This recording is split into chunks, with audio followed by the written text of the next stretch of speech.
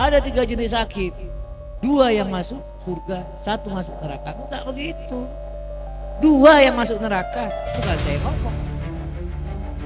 Siapa yang masuk neraka katanya? Mengetahui kebenaran tapi dia simpangi. Karena saya pernah di penyelenggara pemilu ya. Ini yang harus diwaspadai adalah jangan juga sampai hukum tadi pilih-pilih tapi juga ada kepentingan politis. Satu saat disuruh kantornya ngambil salinan putusan di Pengadilan Negeri Jakarta Pusat. Dimintain duit Pak Abad. Tidak ada lagi keistimewaan. Seolah-olah hak prerogatif itu adalah mudah memberi. Bukan, itu hak yang sangat-sangat istimewa, yang selektif diberikan pada tokoh yang memang sangat monumental dan sebenar. Tidak boleh sembarang orang. Pada saya, selamat pagi semuanya. Assalamualaikum warahmatullahi wabarakatuh. Bapak dan Ibu semuanya, di sini nanti saya tidak akan sendiri, saya akan mengundang beberapa narasumber yang akan menemani saya pada pagi hari ini untuk membahas tema krusial pada dunia hukum yang ada di Indonesia saat ini. Dan tentunya tema yang kami angkat oleh panitia pada siang hari ini adalah hukum untuk siapa, menepis stigma tajam ke bawah, tumpul ke atas, di mana peran advokat. Acara ini bekerja sama dengan bacaaja.co dan kami juga sudah bekerja sama, sudah beberapa episode bersama dengan Pradi SAI Kota Semarang dan tentunya dengan beberapa tema yang sudah kami hadirkan di acara titik kumpul. Langsung saja Bapak dan Ibu semuanya, saya akan mengundang 3 narasumber yang akan hadir bersama kita semua. Yang pertama, saya akan memperkenalkan terlebih dahulu. Beliau adalah seorang advokat, akademisi, dan mantan aktivis hak asasi manusia terkemuka di Indonesia. Beliau dikenal luas sebagai praktisi hukum yang berdedikasi pada reformasi hukum. Riwayat pendidikan beliau, S3 Dr. Hukum Pidana di Universitas Krishna Dwi Payana, kemudian S2 untuk gelar LLM International Human Rights Law di University of Essex Inggris, kemudian S1 Sarjana Hukum di Fakultas Hukum Universitas Sriwijaya. Karir beliau adalah yang pertama founder and lawyer at Patra MZN and Partner, kemudian menjabat sebagai Sekretaris Jenderal DPN Pradi SAI. Beliau juga mantan Ketua Badan Pengurus Yayasan Lembaga Bantuan Hukum Indonesia atau YLBHI pada periode 2006-2009. Beliau juga kerap mengajar dan membagikan keahlian di bidang hukum, hak asasi manusia dan tata negara. Saya akan panggilkan kami akan undang beliau dengan hormat. Beliau adalah Dr. A. Patra MZN Esa LLM. Kepada Pak Patra kami persilahkan. Mohon tepuk tangannya meriah.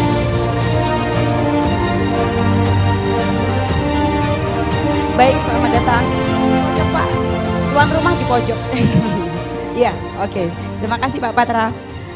Dan untuk narasumber yang kedua, saya akan bacakan. Beliau adalah lahir di Pekalongan pada 12 November 1968. Untuk riwayat pendidikan S1 Hukum Universitas Pekalongan, S2 Hukum di Unisula Semalang. Jabatan publik yang pernah didudukinya, beliau itu dulu pernah jadi narasumber saya. Yang pertama, advokat di kantor advokat penasihat hukum Abhan and Partner pada tahun 2008. Kemudian Ketua Panwaslu Provinsi Jawa Tengah periode tahun 2008-2009, Ketua Bawaslu Provinsi Jawa Tengah 2012-2017. Nah ini ketika menjadi Ketua Bawaslu pasti sering ditelepon Radio El Sinta, benar ya Pak ya? Kemudian Ketua Bawaslu RI sama periode tahun 2017-2022 dan saat ini beliau menjabat sebagai anggota Komisi Yudisial RI Ketua Bidang Pengawasan Hakim dan Investigasi.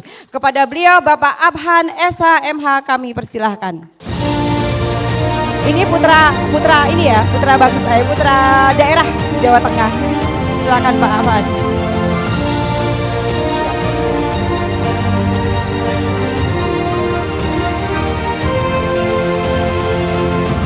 Monggo silakan Pak Abhan di sini. Baik, saya akan undang juga untuk narasumber kita yang ketiga. Ini juga luar biasa, narasumber yang ketiga ini Saya banyak belajar dari beliau. Banyak tentunya belajar ilmu hukum ya, karena saya bukan orang hukum. Beliau adalah lahir di Kupang, Nusa Tenggara Timur pada 16 November 1963. Riwayat pendidikan S1 Hukum Pidana di Universitas Nusa Cendana Kupang NTT pada 1987. Ini saya belum lahir ya Pak ya. Kemudian S2 di Peradilan Pidana di UI Jakarta pada tahun 92. Kemudian S3 Ilmu Hukum Universitas Diponegoro Semarang pada tahun 2000. Karirnya beliau adalah dosen S3 Program Doktoral Untak Semarang periode 2017-2018, kemudian dosen S3 Universitas Muhammadiyah Surakarta periode 2014-2019, dan saat ini beliau masih mengajar di dosen S3 Program Doktoral di UNS Surakarta. Pengalaman di bidang hukum, beliau adalah ahli sejak tahun 2008 yaitu di MK, Mabes Polri, Polda Metro Jaya, PN Semarang, Demak, dan Kupang, dan juga PN Klaten. Beliau juga menulis buku, ada beberapa buku yang sudah diterbitkan pada tahun 2012, ada buku berjudul Hukum, Kekuasaan dan Etika, kemudian Penegakan Hukum dalam Terang Etika, Politik Hukum. Kemudian pada tahun 2014 beliau juga menerbitkan buku berjudul Moralitas Hukum. 2015 beliau menerbitkan buku berjudul Pancasila Bingkai Hukum Indonesia, dan 2019 beliau menuliskan buku berjudul Panorama Hukum dan Ilmu Hukum. Beliau juga merupakan peneliti dan juga penulis di beberapa media seperti Suara Pembaharuan, sekarang kayaknya nggak ada ya medianya, dan juga Kompas masih ada. Ya, kita undang dengan hormat, beliau adalah Bapak Dr. Bernard L. Tanya, SHMH. Tepuk tangan yang meriah buat Pak Bernard.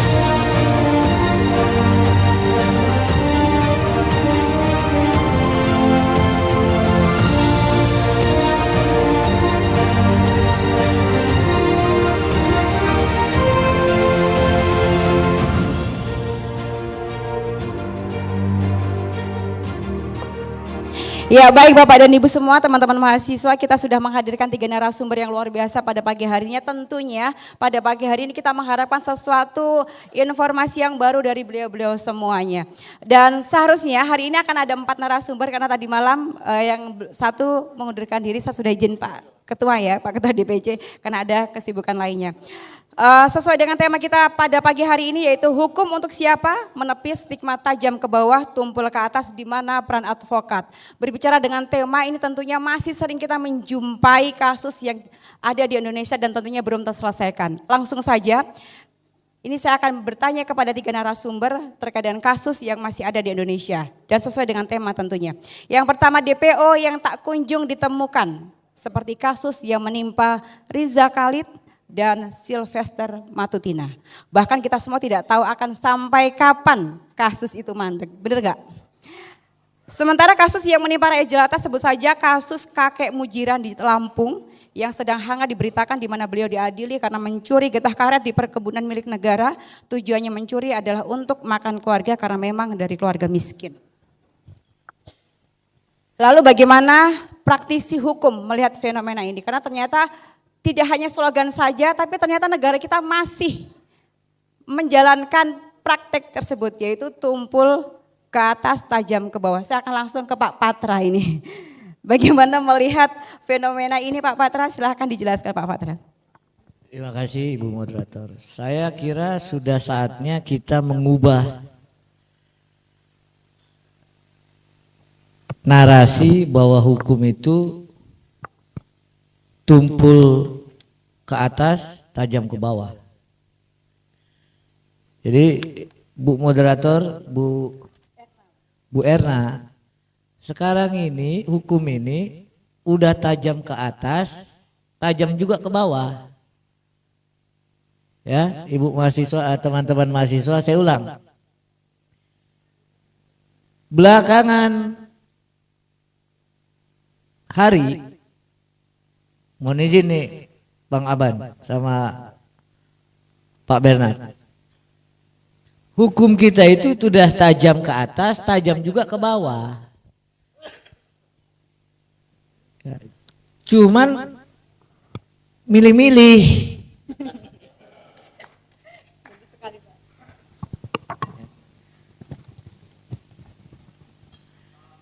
Maka pertanyaannya Bu Erna, ya, apa penjelasannya? Ya kan? Kalau bilang tumpul ke atas ini kena, ini Pak Nadiem juga kena. Kemarin kepala BGN katanya kena. Benar nggak? Siapa lagi banyak, termasuk konglomerat kena. Benar nggak? Cuman milih-milih konglomeratnya mana, menterinya mana, kayak gitulah kira-kira. Nah itu bisa dijelaskan dengan kalau kita baca konsepnya George Hendrik von Wright. Ya mahasiswa ini penting nih, mahasiswa hukum. Baca karya artikel George Hendrik von Wright. Kenapa?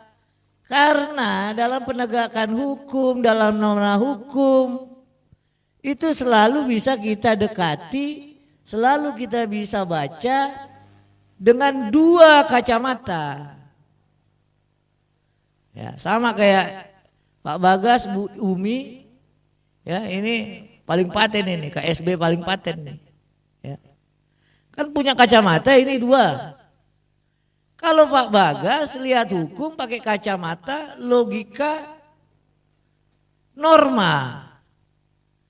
Kalau pakai logika norma, logic of norm, kata von Wright, udah pasti benar semua kita. Tapi Bu Umi kacamatanya kacamata logika tindakan, logic of action. Itu yang terjadi. Kalau norma ibu bapak selalu bagus. Nggak ada DPR pemerintah mau bikin norma yang nggak bagus, benar nggak? Benar nggak Bu Erna? Tapi ketika dia pakai logika tindakan, diingatin sama von Wright, logika tindakan itu ada yang namanya waktu dan tempat tertentu, bergantung dari intervensi para pihak katanya. Saya kasih contoh, advokat aja nih, peran dan advokat di mana katanya. Ya. Di dalam KUHP udah jelas kok peran kita, paten, mantap. Saya mau bacakan nih peran kita ya.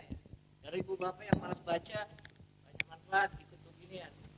Betul. Dia bilang advokat itu jelas Pak. Dulu waktu KUHP nggak dipakai, sekarang dipakai, ada definisinya. Kata undang-undang ini advokat ini memberikan jasa hukum dan bantuan hukum. Kalau jasa hukum ada cuannya. Kalau bantuan hukum pro bono. Ya, cuma-cuma. Udah. Apa yang terjadi? Logika tindakannya dibilang memberikan bantuan hukum bukan cuma-cuma full, Bang Aban. Nanti pencari keadilan diminta bisa aja. Cuma bayar transport, cuma bayar materi, cuma bayar makannya advokat. Itu aja udah dia simpangi itu. Benar nggak? Ada ibu bapak pelangnya LBH tapi minta duit sama klien, ada? Gak usah ngaku, malu.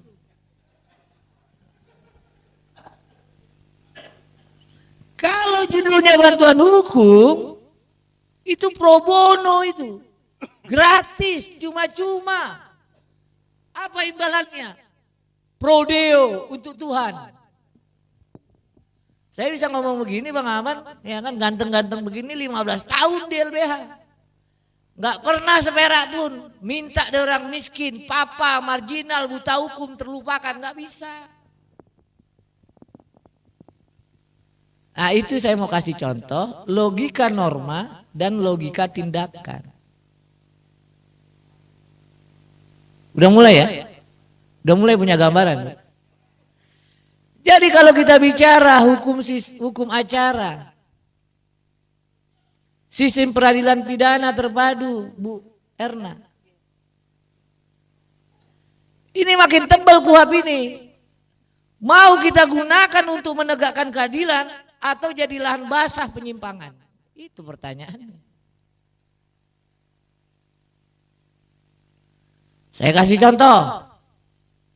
Bu Umi, advokat berintegritas Kota Semarang, merangkap bendahara DPC Pradi Semarang, Suara Advokat Indonesia. Dampingi klien, bikin laporan. Tapi nggak pakai doa. Tahu doa? Dorongan amplop. Bisa saja logika tindakannya nanti penyidik bisikin kliennya. Pak Bernard, kalau mau pakai laporan ini jangan tunjuk Bu Umi. Nggak jalan-jalan nanti. Akibatnya apa? Dicabut kuasanya.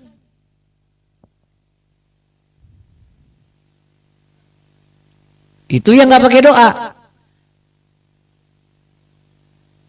Model kayak Pak Bagas, begitu masuk kantor polisi, langsung penyidiknya lihat, oh Pak Bagas nih, kelapa muda, diperes nggak keluar santan katanya.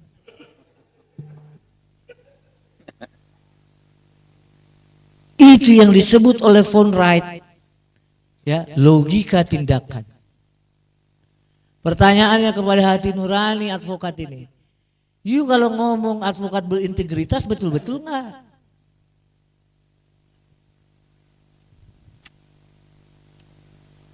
Nah, maka kalau udah cukup udah cukup kira-kira untuk anak sekolah ya, insaf Pak Bu. Kalau udah cukup insaf ya. Sebelum ketahuan pada waktunya. Nah oleh karena itu menjawab pertanyaan ini salah itu, tajam ke bawah, tumpul ke atas atau tumpul ke atas, tajam ke bawah. Nggak ada sekarang. Seluruh digeret. Tapi pilih-pilih. Ya kan? Benar nggak? Maka saya selalu ingatkan sebagai penutup karena ada pembicara yang lain yang saya hormati. Ibu bapak, ketika ada orang yang tidak diadili, ibu bapak tepuk tangan. Ketika bapak ibu ada ya orang yang dizolimi, ibu diam. Tunggu nanti kalau itu menerpa atau dialami ibu bapak. Pasti cari pengacara yang baik. Ya. Nah, jadi peran advokat sebenarnya jelas. Dia harus punya logika norma dan logika tindakan yang sinkron. A bilang A, B bilang B. Advokat tidak menyalahkan yang benar dan dia juga tidak membenarkan yang salah. Ya, makanya kita gantung lagi Mars kita. Dulu kalau waktu perhimpunan kan membela yang benar katanya. Itu aja udah keliru. Justru yang perlu bantuan itu kalau dia diduga salah atau bahkan salah. Supaya apa? Supaya proses peradilannya benar. Ternyata dia salah karena apa? Oh ternyata dia salah, posisinya perannya hanya sekian. Itu advokat. Udahlah kita ganti aja. Ya. Maka ibu bapak sekali lagi, ini hukum sekarang. Bisa satu-satu menimpa saya, menimpa Pak Bernard, menimpa Pak Abad. Ya. Kemarin komisi ombudsman tuh, ya kan? Benar nggak? Oh iya, betul. Ketua malah. Oke. Ya, itu atas atau bawah saya tanya Bernard. Atas. Atas. Cuman milih-milih yang sebelah. Oke, baik, terima kasih Pak Patra. Tepuk tangan buat Pak Patra. Selanjutnya saya mau ke Pak Abhan dulu, karena ini Pak Abhan selaku Ketua Bidang Pengawasan Hakim dan Investigasi. Kalau kita lihat kasusnya Sylvester itu kan dia sudah divonis 1,5 dari tahun 2019, tapi sampai sekarang kok belum ditahan ini Pak. Kenapa? Ini apakah ada pengawasan kepada hakimnya Pak? Silakan Pak Abhan. Terima kasih Mbak Era.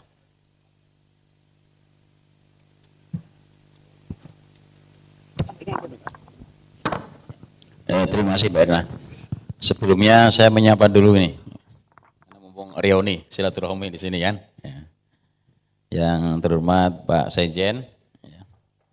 Pak Sekjen Pradi, DPN Pradi, Pak Dr. Patra MSen, luar biasa atensinya terhadap DPC Pradi Semarang ini, ya SI. Dan Pak Dr. Firnat katanya.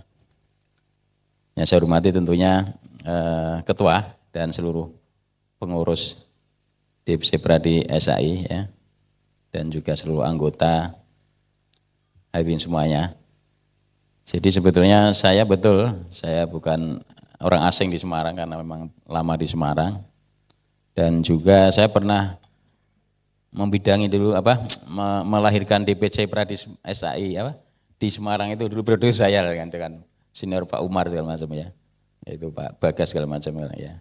Alhamdulillah sekarang lebih maju dan anggotanya lebih banyak Pak. Ya, kalau dulu anggotanya paling kecil di antara yang lain ya. Tapi sekarang sudah tadi saya tanya Pak Ketua berapa sekarang? Hampir 90 atau 100 ya, lumayan ada banyak. Sukses untuk Pradi SAI Semarang ya. Kembali pertanyaan Mbak Erna. Ini kalau melihat judulnya memang judulnya ini wajar kalau Pradi anak buahnya Pak Patra MSen itu kayak gini judulnya ya. Judulnya sudah provokator itu. Ya, judulnya sudah provokator itu kan. Jadi saya nambahin apa yang disampaikan Pak Sekjen ya. Jadi sudah tajam juga ke atas, tapi masih pilih-pilih gitu kan. Karena saya pernah di penyelenggara pemilu ya, ini yang harus diwaspadai adalah jangan juga sampai hukum tadi pilih-pilih tapi juga ada kepentingan politis itu. Itu kalau menjelang pemilu juga kemungkinan potensi itu ada itu kan ya. Jadi tidak hanya sekedar pilih-pilih, tapi juga jangan sampai hukum menjadi alat politik tertentu. Itu menurut saya yang harus diantisipasi. Kalau case tadi, saya kira itu memang hakim sudah selesai ketika memutus itu kan. Ya. Itu kan soal eksekusi. Itu ada wilayah kejaksaan. Ya. Mestinya ini komisi kejaksaan itu kan. Komisi kejaksaan. Jadi memang banyak, mohon maaf ya, lembaga-lembaga negara yang dibentuk, tetapi memang kewenangannya tidak maksimal. Ya barangkali di situ. Mestinya ini wilayah Komjak. Ketika proses penyidikan saya kira wilayah Kompolnas. KY memang tupoksinya adalah soal menegakkan, mencegah dan menegakkan etik hakim, perilaku hakim ya. Perilaku hakim. Dan kebetulan memang saya baru 6 bulan Pak Sekjen, 6 bulan di KY. Ya, banyak hal yang memang harus periode kami perbaiki dan sebagainya, harus kita sempurnakan beberapa hal yang memang menurut kami harus diperbaikan dan sebagainya. Soal misalnya pelaporan masyarakat yang harus cepat dan sebagainya, itu menjadi atensi kami. Tetapi kami juga memang menyadari KY itu adalah satu-satunya badan etik yang ada di konstitusi. Jadi di pasal 24B kan saya ya. Itu satu-satunya badan etik yang ada di konstitusi. Jadi dalam rumpun yudikatif ya. Ada MA, ada MK, ada KY.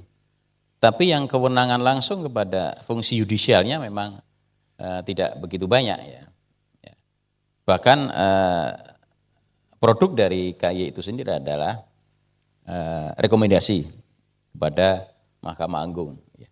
Dalam hal memang rekomendasi kemudian sanksinya adalah berat, pemberhentian dengan tidak hormat, itu memang menjadi wilayah bersama antara KY dan Mahkamah Agung dengan adanya MKH, Majelis Kehormatan Hakim.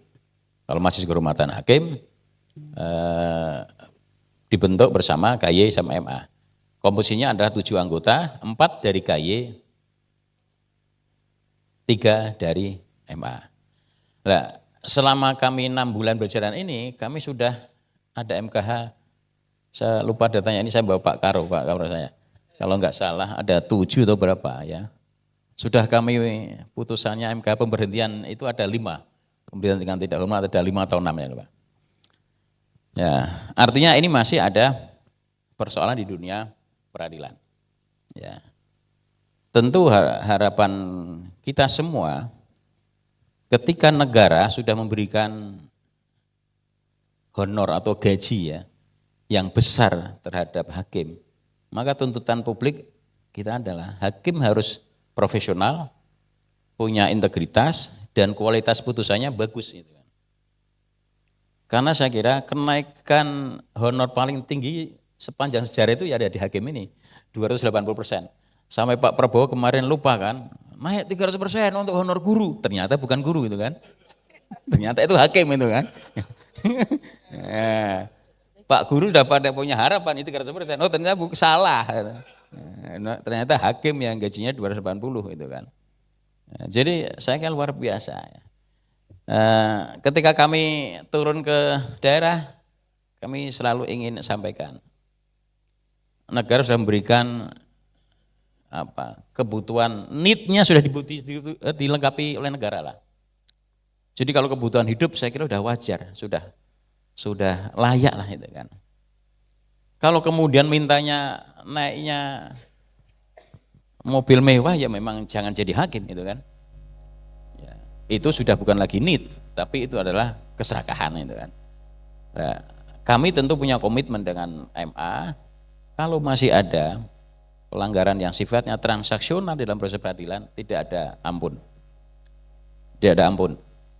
Bagi kami hanya 2 hal, ini kumulatif, pecat, pidana. Bukan alternatif pilihan pecat atau pidana, tapi dua-duanya.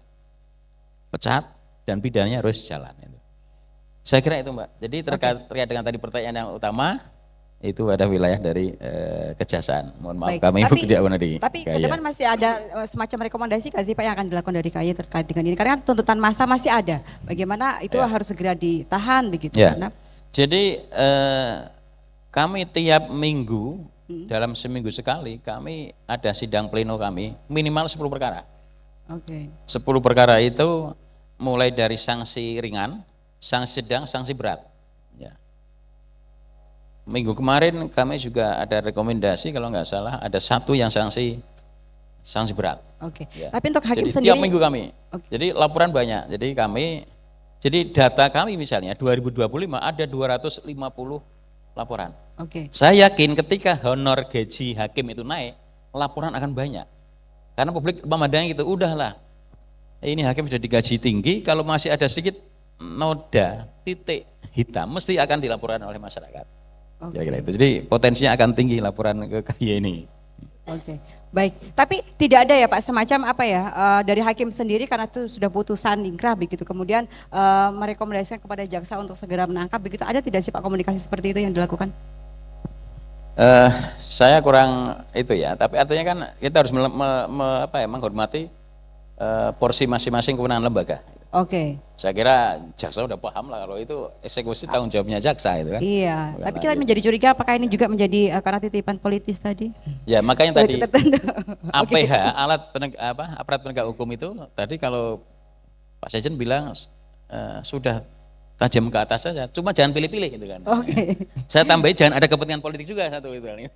Itu. Berarti besok ke depan kita akan memanggil komisi kejaksaan ya Pak Luhut ya. Baik, saya akan ke Pak Bernard. Bagaimana Pak Bernard melihat fenomena ini Pak? Tadi dari kasus yang saya sampaikan. Selamat pagi Pak. Selamat pagi.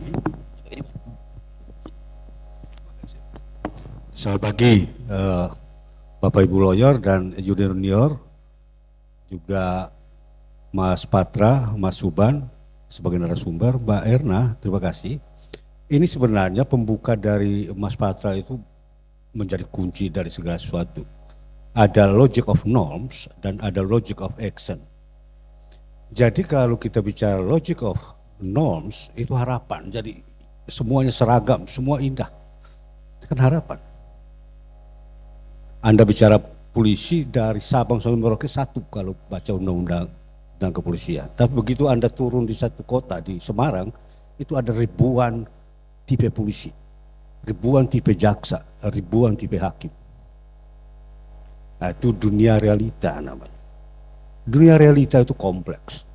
Dia berhadapan dengan kekuasaan, dia berhadapan dengan uang, dia berhadapan dengan afiliasi sosial, afiliasi agama, afiliasi kebudayaan dan lain sebagainya, dan akan mempengaruhi warna kita bertindak. Kata Samford, di atas kertas hukum itu padat dan sangat padu, gitu. Tapi begitu dia dijalankan, dia mencair, meleleh, dia mencair sampai tidak ada bentuk lagi. Nah, itulah yang dikatakan logic of action. Satu ide yang bagus untuk dikembangkan oleh junior-junior yang mungkin lagi ngambil program S1, S2, bahkan S3 adalah turunan atau derivasi dari logic of action. Ini adalah hukum itu berperilaku, bukan hanya manusia berperilaku, hukum berperilaku. Kalau Bapak Ibu baca nanti bukunya Donald Black, Behavior of Law, ternyata itu ada 5 penentu mengapa hukum berperilaku dan warna-warni. Ada stratifikasi sosial, ada organisasi, ada kebudayaan, ada norma-norma lain yang mempengaruhi. Dan akhirnya hukum tidak lagi seperti yang kita dikampanyekan di literatur, tidak pandang bulu. Ternyata hukum sangat-sangat selektif memandang bulu-bulu. Bulu yang indah, yang merah, yang putih, yang mana dia tahu. Bahkan hukum sudah bisa bersikap kalau warnanya sudah kelihatan putih dari jauh, itu ditolak. Sudah ada asumsi di balik warna putih itu tidak ada apa-apanya. Tapi kalau warnanya coklat, apalagi kelabu, itu aset. Juga yang perlu harus diteliti lebih lanjut, sosiologi tadi penangkapan ya, penahanan. Harus ada studi tentang sosiologi penahanan. Siapa yang bisa ditahan, kenapa orang ini ditahan, kenapa dia cepat ditahan, kenapa dia tunda-tunda, itu sosiologi namanya. Sosiologi hukum, tapi didaratkan pada case penahanan, jadi sosiologi penahanan. Ada sosiologi penetapan tersangka, siapa yang akan ditetapkan sebagai tersangka, kapan dia ditetapkan sebagai tersangka, tidak seragam. Walaupun kita baca di norms, seharusnya kalau sudah memenuhi minimum 2 alat bukti, sudah selesai. Tapi tidak juga. Karena apa? Karena ada sosiologinya. Nah, ini harus diangkat sebagai disertasi. Sosiologi penetapan tersangka, sosiologi penahanan, sosiologi penangkapan, semuanya bisa diteliti. Kenapa tidak? Jangan mendengar sosiologi hukum payung besarnya, itu terlalu abstrak, Anda tidak akan bisa buat apa-apa. Tapi begitu daratkan ke case, dia menjadi terang benderang. Sosiologi polisi, sosiologi tugas polisi, sosiologi jaksa, sosiologi tugas jaksa, hakim dan seterusnya. Itu akan membuka seluruh rahasia yang tadi. Kenapa itu terjadi? Dan kita harus tahu, begitu di logic of action, ternyata kita harus memperhatikan siapa bapaknya, siapa ibunya, siapa mertuanya, siapa menantunya dan sebagainya. Itu akan mempengaruhi segala sesuatu. Saya kira itu. Oke, baik. Dan siapa backingannya, begitu kira-kira ya Pak ya. Oke, baik, terima kasih Pak Bernard dan juga Pak Patra dan juga Pak Avan. Kita menuju ke pertanyaan kedua, ini terkait dengan tadi hukum itu di atas kertas padat kalau disampaikan oleh Pak Bernard dan juga cair ketika dijalankan. Dalam Undang-Undang Nomor 1 Tahun 2023 tentang KUHP yang merupakan produk legislatif yang sudah dijalankan dan tentunya yang akan menjadi pedoman penegak hukum seperti kepolisian, kejaksaan, hingga hakim dan juga dipakai advokat dalam melakukan pembelaan kepada masyarakat yang menjalani proses hukum. Lalu sejauh ini adakah aturan regulasi yang mengarah pada hukum itu kebal bagi para petinggi negeri ini Pak? Bagaimana? Saya akan menanyakan juga kepada Pak Patra selaku advokat aktif melihat KUHP yang sudah dijalankan saat ini. Ya, balik lagi ya, saya mau dalami nih supaya kita tahu semua jawaban itu larinya ke sini. Iya betul. Para advokat, Bapak Ibu kalau lagi menjalankan peran dan fungsinya sebagai advokat, Bapak Ibu itu sudah pasti di dalam otaknya ada yang disebut dengan satu penalaran. Ya. Penalaran itu dibagi 3 yang umum, 4 kan? Yang umum kan? Logika, analisis, argumentasi dan hermeneutik, penafsiran. Nah, jadi pasti Bapak Ibu yang katanya advokat pasti pakai logika. Nah, di dalam logika tindakan, maka yang diuji itu adalah apakah bisa advokat membedakan antara tindakan yang sengaja atau lalai. Pasti itu.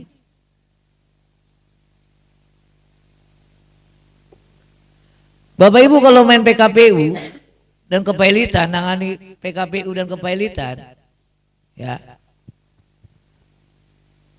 nggak bisa bilang, saya nggak sengaja ketemu Hawas, nggak sengaja katanya ketemu hakim pengawas Pak,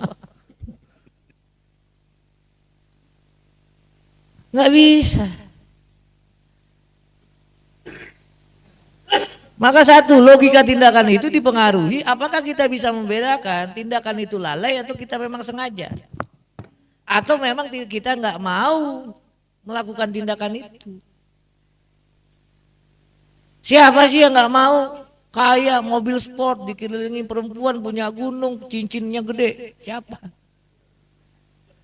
Kalau ibu bapak saya tanya saya nggak ngiler, tidur baru ngiler, gigi ompong nih. Karena itu merupakan satu pilihan. Yang kedua apa? Hasil dan konsekuensi ibu bapak. Kalau ibu bapak baca phone right, dia jelaskan. Ibu bapak sebagai advokat, sebagai penyidik, sebagai hakim, maka selalu berpikir apa? Berpikir hasil dan konsekuensi. Ibu bapak bisa kebayang nggak? Satu perkara, ya katanya menyimpan emas dolar sampai 1 triliun. Kasusnya Pak Zarof itu kan gitu. Benar nggak? Kalau logika normal kan nggak kepikir sampai 1 triliun disimpan gitu. Tetapi kalau kita baca phone right, kita menjadi paham. Pahamnya apa? Hasil dan konsekuensi. Kenapa dibilang hasil konsekuensi? Pada saat kita bilang bahwa kita mau kaya dan seterusnya, kita pasti memikirkan campur tangan pihak untuk perubahan keadaan, merubah keadaan. Makanya di Amerika bahkan ada adegium. Kalau nangani perkara gak usah baca undang-undang. Apa? Cukup kenal sama hakim. Ngapain baca KUHP? Kenal sama hakim. Itu di Amerika bahkan ada begitu. Ada game itu. Cari. Itu namanya logika tindakan. Nah yang ketiga apa? Kemampuan dan kesempatan. Sekali lagi saya belum pernah Bang Aban ditawarin duit gede. Belum pernah ada kesempatan. Belum pernah mungkin ada kemampuan. Ya. Coba ditawarin nangani perkara misalnya kan. Bang ini 15 juta dolar bang. Ya kan, abang kan kenal itu anak Unsri bang, di bawah abang itu angkatannya. Junior. Dinda. Ya kan. Tiba-tiba dia bilang, enggak lah, gua nggak main gitulah. Bang 30 juta dolar bang.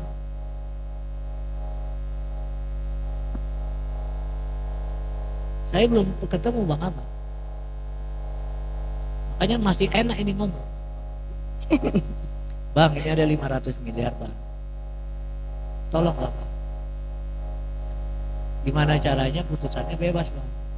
Kenapa? Dalam KUHP sekarang putusan bebas itu gak boleh lagi kasasi. Kenapa? Kalau di tingkat hakim ternyata dia ditangkap gara-gara suap, putusan bebas itu tetap berlaku. Kecuali dicari kesalahan yang lain. Maka ibu bapak, nah ini saya ngomong aja, supaya apa? Supaya ibu bapak yang udah cukup insaf. Nah, maka kalau dalam ajaran di agama saya pak, nggak ada nasihat, nggak ada ya peringatan keras terhadap jaksa, nggak ada. Terhadap advokat nggak ada pak ketua. Yang ada pada hakim. Ya kan? Advokatnya bobrok, penuntutnya bobrok, hakimnya adil, adil nggak tuh putusan? Adil. Maka diingatkan tuh ada 3 golongan hakim. Kenapa dibilang yang 2 masuk neraka? Ada 3, yang 2 masuk neraka katanya, 1 masuk surga. Ya kan? Kenapa sabda itu nggak bilang ada 3 jenis hakim, 2 yang masuk surga, 1 masuk neraka? Enggak begitu. 2 yang masuk neraka, bukan saya ngomong. Siapa yang masuk neraka katanya? Mengetahui kebenaran tapi dia simpangi, memutuskan hukum yang tidak adil, masuk dia merah, panas. Apalagi hakim yang memutus perkara nggak ngerti, nggak punya ilmu pengetahuan. Dibilang oleh jaksa, tangki Pertamina tidak dibutuhkan, padahal hari ini masih dipakai pak. Yang masuk surga katanya 1, memutuskan perkara dengan adil dan kebenaran. Ada anak saya mau jadi hakim, nggak usah nah. Ada ponakan saya, nggak usah. Nggak usah. Kalau betul-betul mau, betul-betul. Ya. Jangan, susah jadi hakim, enak jadi advokat. Semua bisa kita duitin caranya. Upaya hukum banyak nambah sekarang. Apa?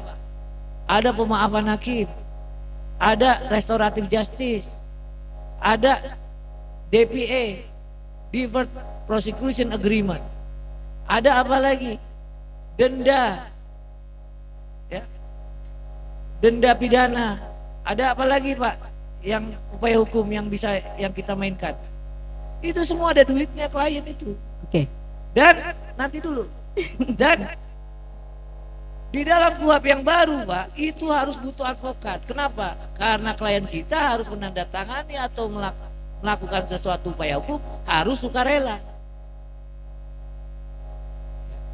Maka balik lagi pertanyaannya ibu bapak. Saya ini gampang enak karena itu pintu keluarnya Bang Aban. Saya belum pernah ditawari duit gede Bu Erna. Saya mungkin belum pernah ada kesempatan.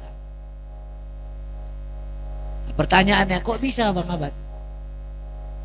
Karena saya pagari. Pagarinya gimana caranya? Kalau ibu bapak gak salah, bikin lawyer setengah komplek, tembok bisa ditubruk 7 patra. Yang kedua syaratnya apa? Punya duit.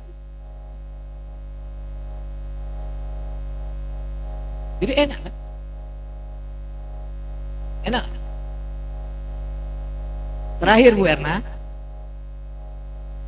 saya rasa teman-teman advokat harus mendefinisikan advokat yang hebat apa, advokat yang keren itu apa. Ini juga mahasiswa nih. Bagi saya advokat hebat itu bukan yang punya kekayaan melimpah. Saya nggak diajari orang tua yang begitu. Bagi saya Bang Aban, Pak Bernard, advokat hebat itu definisinya kalah perkara dipakai lagi.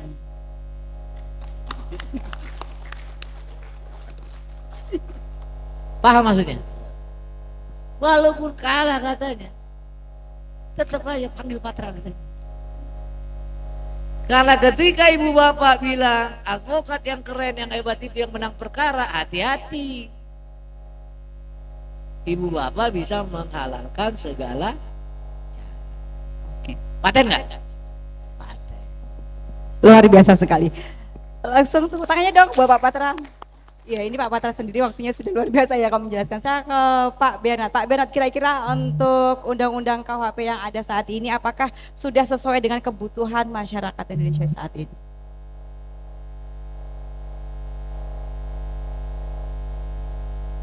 Eh, Undang-Undang nomor 1 tahun 2023 KUHP itu secara keseluruhan dari sisi apa sanksinya begitu kepada masyarakat yang Memang ada program secara teoritis, setiap transplantasi mengambil sesuatu dari luar begitu saja, tentu lahan kita itu sudah siap untuk itu. Dapat dibayangkan kalau seluruh penyelesaian kasus nanti kemudian harus diupayakan lewat restoratif justice, ada banyak orang berasumsi buat aja, toh ujungnya juga bisa selesai dengan damai. Pernah nggak kita pikirkan fungsi laten, fungsi manifestnya? Iya, ini mengurangi beban peradilan kita yang terlalu panjang, mahal dan berbelit. Tapi latennya akan muncul sikap, wah, sudah, buat aja kalau tindak pidana pidana tanggung itu ya nggak usah mikir lah, toh selesai di restoratif. Jadi transplantasi hukum jangan sembrono. Ada lahannya, kita memindahkan tanaman dari Amerika ke Indonesia, dia tiba-tiba mati karena memang lahannya tidak cocok. Walaupun sangat manis, sangat baik dan penuh khasiat kita butuhkan, tapi belum tentu cocok untuk Indonesia. Itu pertanyaan, jawaban untuk pertanyaan itu. Kalau untuk KUHP memang banyak kemajuan yang sebenarnya sangat cocok untuk apa disebut civilized society, masyarakat sudah beradab. Yang masih tanggung-tanggung, oh ini kesempatan banyak sekali. Ya, masyarakat masih tanggung. Dapat dibayangkan. Ada lagi penyelesaian lewat penandatanganan perdamaian oleh jaksa dan para pengusaha. Itu kita bayangkan nggak? Kira-kira permainan di balik itu akan seperti apa? Dan restoratif justice bukan tanpa biaya. Bahkan banyak orang yang kemudian bangkrut karena restoratif justice. Ini karena apa? Kita buru-buru terlalu silo dengan kemajuan di sana untuk kita coba-coba pakai di negeri sendiri. Belum tentu. Mungkin itu, Mbak. Oke, baik. Saya sekarang mau ke Pak Abhan. Singkat saja ya Pak Abhan, masih ada satu pertanyaan lagi dari saya terkait dengan KUHP yang baru. Bagaimana? Apakah ini bisa membantu hakim kira-kira ke depan untuk memberikan keadilan yang benar-benar adil untuk masyarakat ketika ada yang berhadapan dengan hukum, Pak?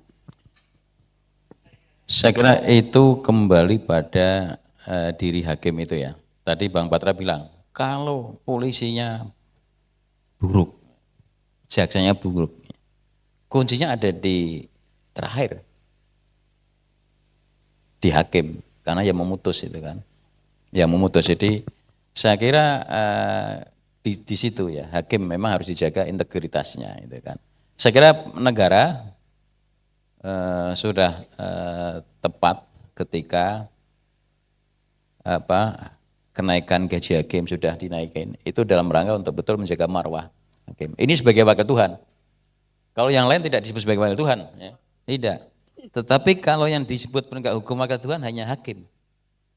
Irah-irahnya putusannya adalah demi keadilan berdasarkan ketuhanan yang Maha Esa. Jadi dia tidak hanya bertanggung jawab kepada konstitusi, tapi juga pada Tuhan yang Maha Esa. Saya kira ini yang harus dijaga betul peradilan. Ya, baik. Terima kasih. Untuk menuju pertanyaan ketiga ini masih kita juga sering melihat di televisi. Tadi juga disampaikan oleh Pak Patra juga salah satu aktornya adalah anggota Pradi SAI ya Pak ya, terkait dengan RDP di Komisi 3 DPR RI. Ya Pak ya. Nah, kalau kita melihat yang masuk RDP itu kan tidak semua kasus ya Pak ya. Tentu yang paling viral itu akan masuk dan kemudian dianggap urgent untuk segera ditindaklanjuti. Menjadi pertanyaan saya, kenapa kasus polemik film Pesta Babi, kenapa nggak masuk RDP ya Pak ya?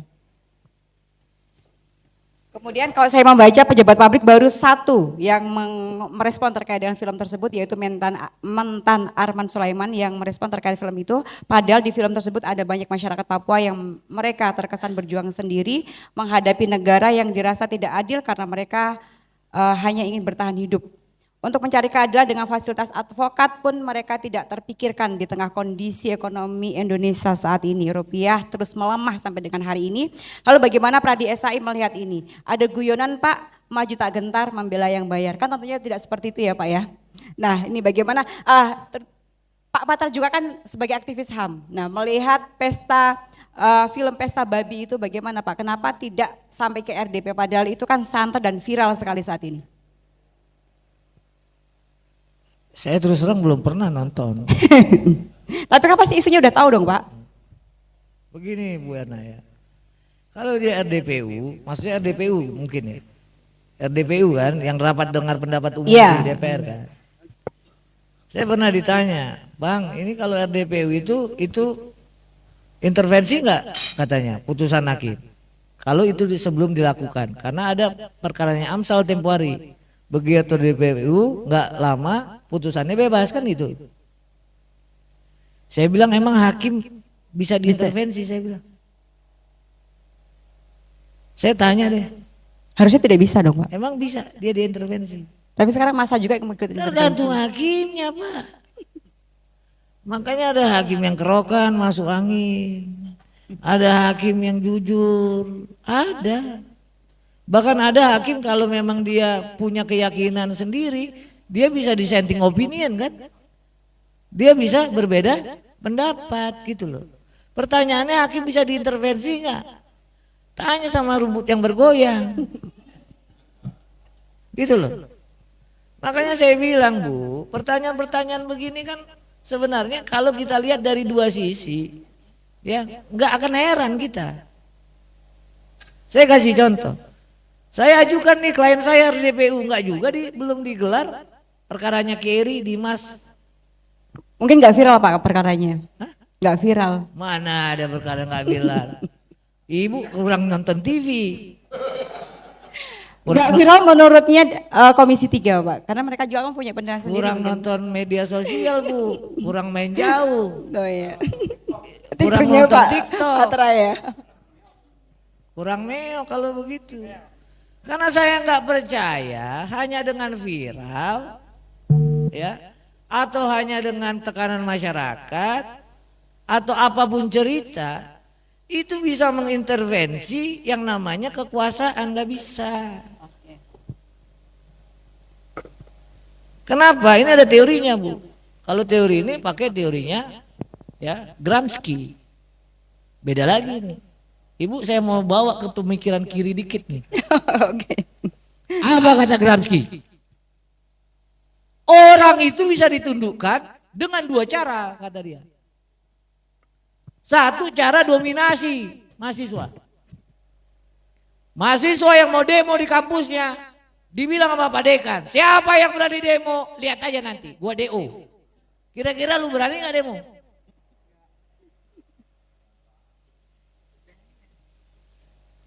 Itu kata Gramsci. Kita takut-takutin, kita penjarain, kita keluarin. Itu dominasi, itu pakai represi namanya itu. Tapi jangan salah, kekuasaan mengajarkan orang tunduk bukan hanya direpresi, tapi dikasih hegemoni. Ya, suruh emaknya si Patra itu udah gak usah ngelawan, emaknya kita dideketin. Ya. Kalau mau tunduk Pak Aban ini, suruh keluarganya ngomong. Siapa yang dituakan? Kalau ibunya masih hidup, suruh ibunya ngomong. Kalau ayahnya masih hidup, suruh ngomong. Getar juga kita. Kalau enggak apa? Suruh pemuka agama. Sabar, orang udah tanah dirampas disuruh sabar Pak. Benar nggak? Apalagi kata Gramsci, you dikasih posisi jabatan, makanya banyak wakil menteri ini tunduk aja itu semua. Ibu juga kan ngomong begini, belum pernah ada ditawarin duit gede. Wartawan gak ada yang nawarin, Pak. Ya wartawan apa yang gak ada nawarin, orang bisa bikin berita kok. Saya kan dulu ikut ya kan, ditanya sama teman-teman wartawan di Jakarta, "Bang, jale nggak?" Gue bilang, "Apa jale? Maksudnya jelas nggak, Bang?" Udahlah, kalau yang betul itu kita tahu lah. Benar nggak? Nggak bisa apa katanya, pakai iklan Bu. Gede segede gaban itu iklan. Nah jadi maksud saya adalah, saya ngomong begini Pak, bisa ngomong begini. Ya, karena nggak ada kesempatan, karena nggak ada ditawarin. Tapi yakinlah ketika itu tiba waktunya, ya, saya nggak ngiler. Ya kalau mau jadi ini nggak usah ngomong, ntar dia bilang nggak si Patra ngomong aja ya kan, itu rahasia pribadi lah. Karena dalam kehidupan kita Pak, sepanjang kita masih ada harapan, hope, Republik ini baik, kerja aja kita bagus. Oke. Yang kedua, sepanjang kita masih hidup, ya mungkin kita nggak bisa lihat anak cucu kita ada nanti yang hebat. Jangan bilang orang desa nggak pakai dolar. Oke, baik, terima kasih Pak Patra, luar biasa sekali. Saya akan bertanya ke Pak Bernard. Pak Bernard, tren kasus di RDP kan itu kalau menurut Pak Bernard sendiri baik tidak sih Pak ke depannya untuk kasus yang masuk RDP, rapat dengan pendapat DPR, itu kira-kira baik gak ke depannya untuk dunia hukum Pak?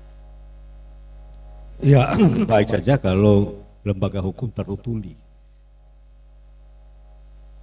Kalau mereka agak sensitif, suara rakyat aja sudah bisa mengetuk hati mereka untuk berbuat yang lurus ya.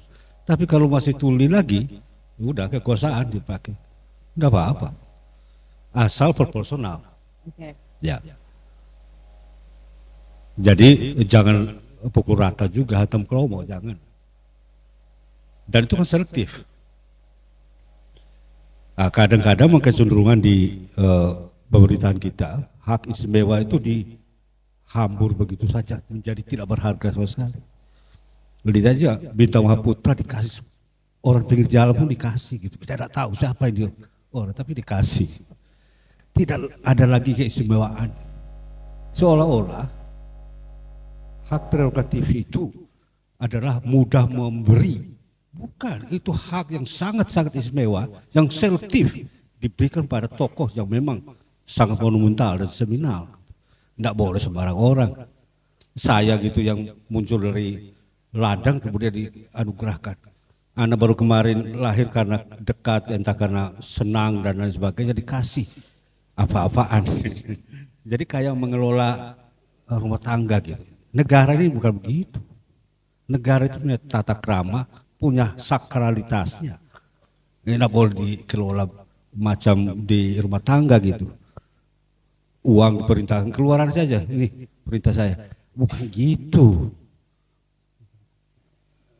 Marwah negara menjadi hilang. Seolah-olah ini adalah keluarganya para penguasa. Tidak boleh terjadi. Bisa kira gitu. Oke, baik.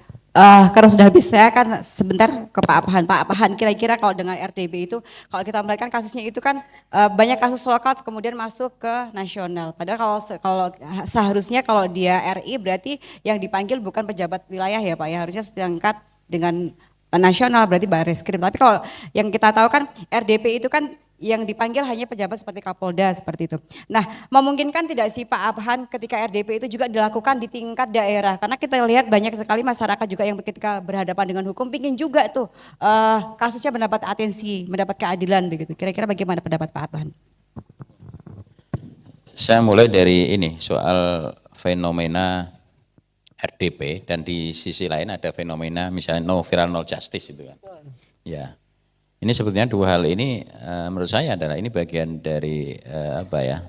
Ya bisa dibilang tamparan bagi penegak hukum itu kan.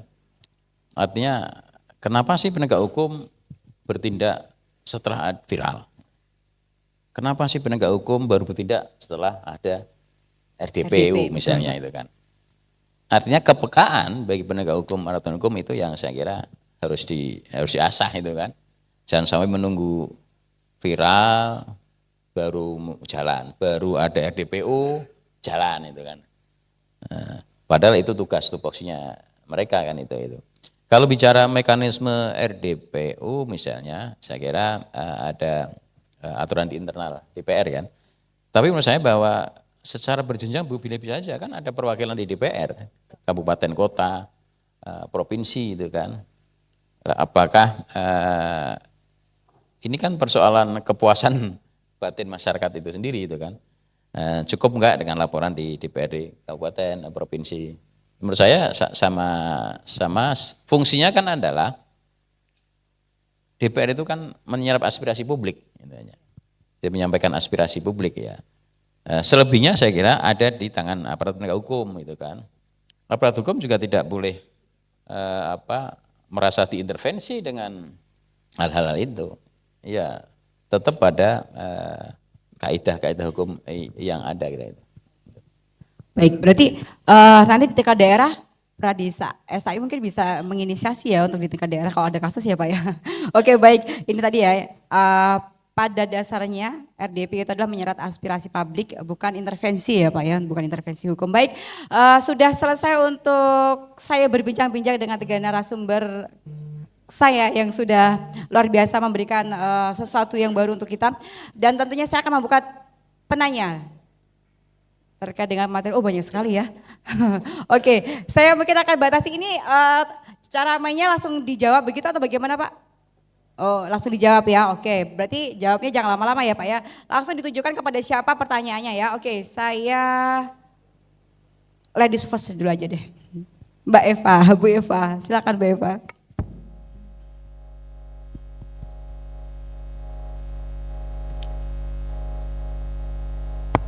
Terima kasih. Selamat pagi, saya Eva. Ada beberapa hal yang ingin saya tanyakan. Yang pertama, terkait dengan fenomena banyak sekali putusan pengadilan itu yang dieksaminasi. Nah, ini menunjukkan bahwa putusan pengadilan itu tidak berkualitas. Kalau bicara putusan, pertimbangan hukum hakim itu harusnya menjadi sangat penting gitu, sangat-sangat penting di pertimbangan hukum hakim, sehingga amar putusannya bisa tercermin apakah itu betul-betul berdasarkan kebenaran dan keadilan atau tidak. Jadi mahkotanya hakim itu ada di putusan, di pertimbangan hukumnya. Pertanyaan saya, kenapa sih putusan pengadilan itu sangat-sangat dipertanyakan kualitasnya? Tadi sudah banyak keluar sebenarnya, apakah hakimnya sendiri punya integritas dan punya kualitas? Nah kalau tidak, maka tidak heran kualitasnya akan seperti itu gitu. Yang sangat baru-baru ini saja yang tadi kasus sudah disampaikan gitu ya, tidak ada unsur kerugian atau unsur kerugian negara tidak terpenuhi, tapi dipaksa menjadi satu tindak pidana korupsi dan dihukum dengan yang tidak masuk akal gitu ya. Kalau di tingkat tuntutan, jaksa tetap ngotot saja memastikan bahwa unsur-unsur pasal tindak pidana korupsi seolah-olah sudah terpenuhi. Padahal di proses pembuktian semua terpatahkan. Nah, kalau hakimnya tidak punya keberanian ya, tidak punya nyali, padahal sudah dibayar sangat mahal, maka akan sangat banyak orang-orang yang menjadi korban kriminalisasi. Ini yang harus dihindari gitu. Salah satu contoh saja itu.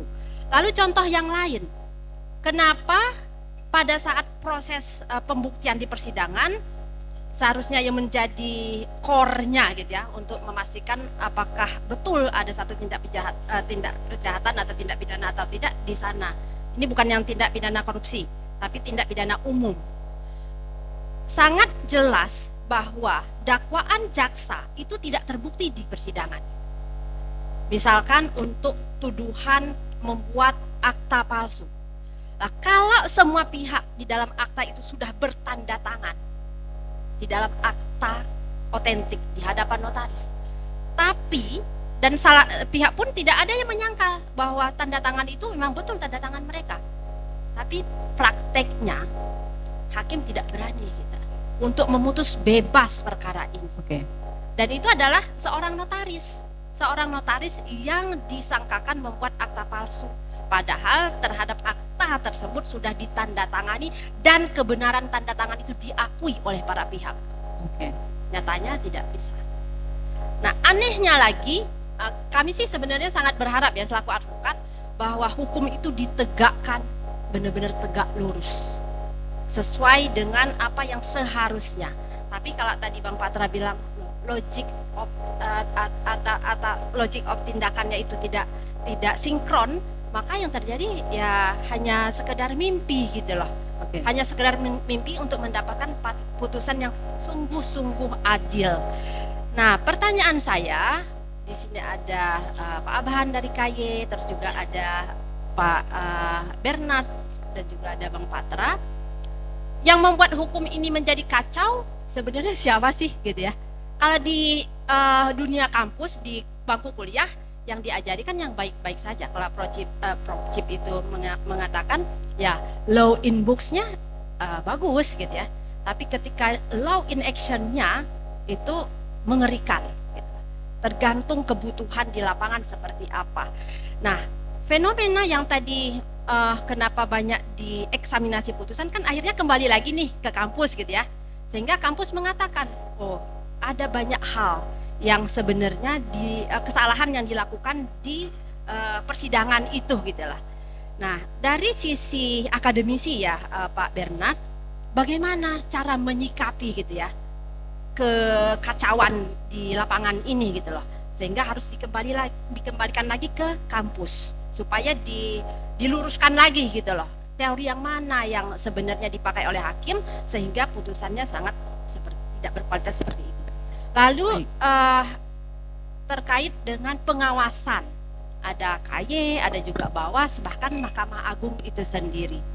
Kalau terjadi penyimpangan terhadap putusan, bahkan ketika putusan itu sudah inkrah tapi tidak dijalankan, misalkan eksekusi gitu ya. Eksekusi kan tahap-tahapannya jelas. Antara eksekusi, sita eksekusi itu sangat berbeda. Tapi sita eksekusi belum dilakukan, ini yang perdata ya Pak, yang perdata, perkara perdata. Sita eksekusi tidak dilakukan, tiba-tiba dikeluarkan penetapan non executable. Berarti kan ada salah satu unsur yang terlewatkan. Nah, ini apakah kewenangan Bawas atau kewenangan KY gitu ya? Karena harus jelas kewenangan kalau kami lapor ke KY seharusnya porsinya seperti apa, maka produk yang dikeluarkan KY hanya rekomendasi atau apa gitu. Begitu juga dengan Bawas. Nah, tapi mohon maaf Pak Abahan, selama kami membuat laporan gitu ya, baik ke KY maupun ke Bawas, satu yang kami lihat masih konvensional gitu Pak, penanganan itu masih sangat konvensional. Dan kalau misalkan kami membuat pengaduan itu harusnya kan ada yang dirahasiakan ya, ada memang yang dirahasiakan atau tidak dirahasiakan. Kalau kami memilih dirahasiakan, loh kalau surat pengaduan kami ini dikembalikan lagi kepada teradunya, otomatis kan tahu dong siapa pelapornya gitu ya. Karena si pengadu ini, teradunya ini nanti akan membuat klarifikasi gitu lah. Nah, mungkin mekanisme yang tepat menurut saya ya memang harus dipikirkan lagi gitu ya. Sejauh mana sih pengaduan ini, kalau pengadunya dirahasiakan, maka mekanisme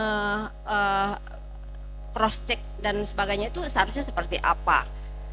Nah, itu yang pertama. Lalu kemudian kami juga sangat berharap sekali bahwa Bawas, KY, dan MA itu benar-benar menunjukkan giginya Pak, bertaring gitu loh, bertaring. Jadi kalau misalkan sudah direkomendasikan maka harus konkret dong bentuknya gitu ya. Baik. Seperti itu. Terus kemudian Bang Patra, saya tahu kayak betul ujian gitu ya, semuanya bertanya. Oke, silakan. Singkat aja Ibu Eva. Ya, singkat saja.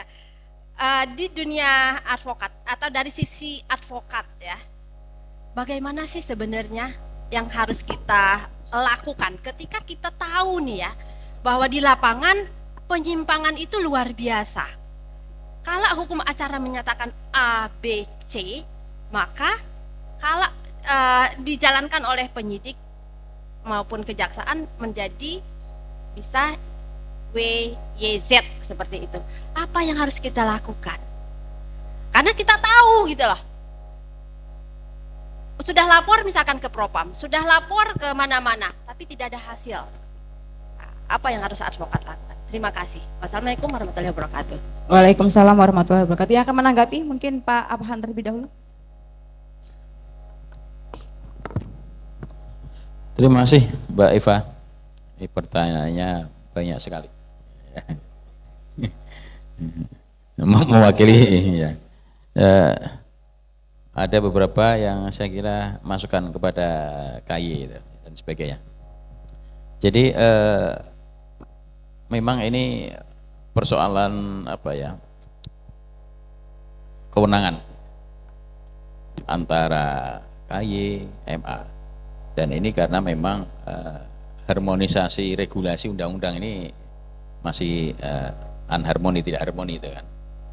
Jadi misalnya soal kewenangan ini, apakah ini kewenangan KY atau kewenangan MA atau Bawas gitu kan.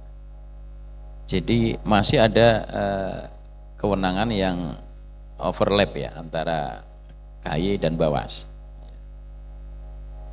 Memang ke depan menurut saya adalah memang harus disinkronkan soal kewenangan ini. Jangan sampai kemudian Bawas meriksa, kemudian juga KY meriksa, kemudian putusannya beda. Itu bisa terjadi gitu kan. Memang perlu revisi undang-undang KY atau ya harmonisasi di antara regulasi itu. Jadi sebetulnya pengawasan perilaku ya udah murni ada di KY. Karena KY tidak bisa masuk di teknis yudisial. Hanya soal perilaku. Jadi misalnya soal bagaimana dengan pertimbangan hukum yang salah dan sebagainya misalnya. Memang kami nggak bisa masuk. Itu wilayah teknis yudisial, upaya hukum ada di banding maupun kasasi.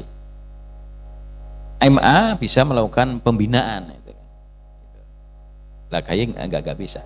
Nah ini yang menurut saya harus ada harmonisasi di antara regulasi antara kewenangan KY dan kewenangan Mahkamah Agung. Jadi pengawasan hari ini memang masih bercabang-cabang itu.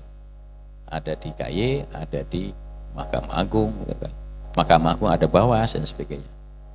Itu yang menurut saya harus diperbaiki ya menurut saya dengan revisi undang-undang. Apalagi ini nanti hari ini saat ini sedang digagas sudah dibahas ya undang-undang jabatan hakim. Itu akan memperkuat posisi hakim karena hakim akan disebut sebagai pejabat negara. Ya. Tentu kalau hakim itu sebagai pejabat negara, rekrutmennya tidak seperti sekarang ini, harus beda. Gitu. Nggak bisa rekrutmen pejabat negara sama dengan pejabat ASN itu kan. Nah, itu yang masih ya kita diskusikan terus. Ya. Undang-undang jabatan hakim itu akan memperkuat posisi hakim misalnya. Menurut saya juga tidak hanya undang-undang jabatan hakim misalnya, revisi undang-undang KY juga perlu, mungkin undang-undang contempt of court juga penting juga itu kan ya. Nah, itu kira-kira beberapa gambaran itu. Terus saya kira apa yang menjadi catatan Mbak Eva tadi soal eksaminasi banyak, ya artinya memang itu betul ya menunjukkan kualitas putusan belum baik gitu kan. Kami di KY sering menyampaikan juga kepada Mahkamah Agung.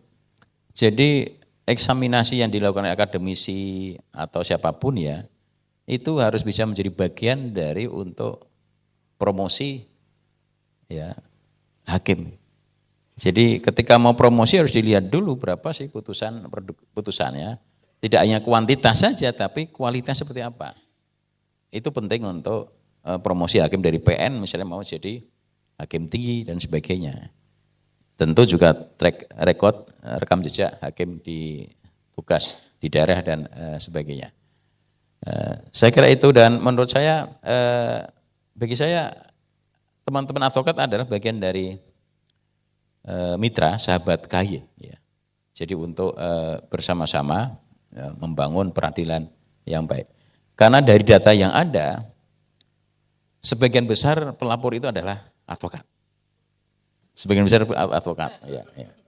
Mayoritas advokat, ya, ya, ya, ya, yang aneh-aneh juga ada, itu yang laporan aneh juga ada, dan maksudnya adalah sebagian besar adalah dari advokat. Maka saya katakan ya advokat bagian dari mitra KY, sahabat KY itu. Jadi informasi apapun dari advokat saya kira banyak ya kan. Banyak laporan informasi dari masyarakat dan itu akan jadi lakukan kajian kami. Dan persoalan apakah pelapor itu disampaikan kepada terlapor ya Pak. Kami selalu merahasiakan nama identitas pelapor itu di hadapan terlapor ya.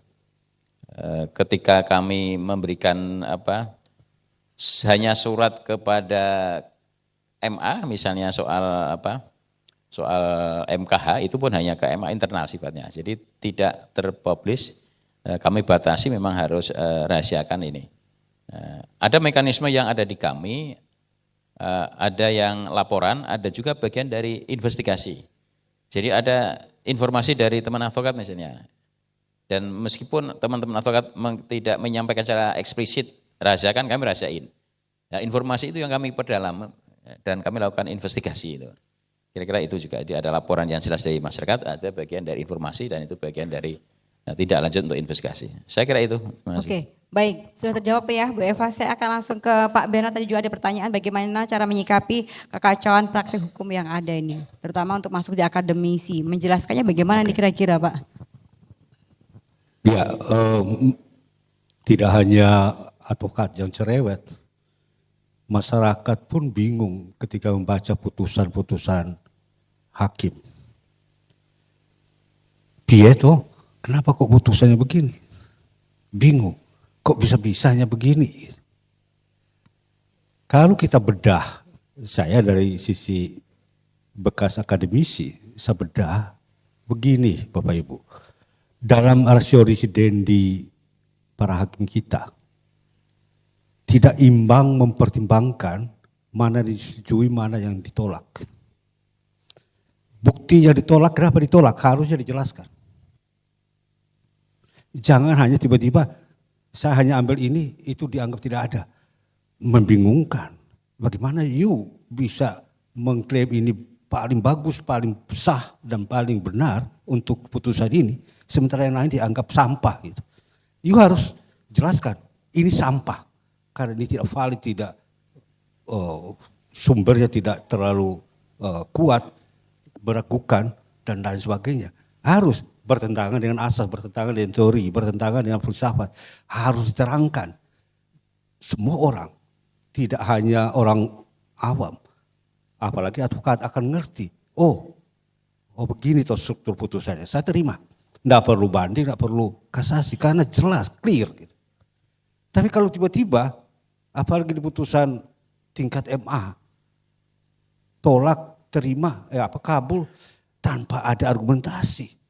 Apa yang kita mengharapkan? Lalu orang mulai bertanya-tanya, kira-kira di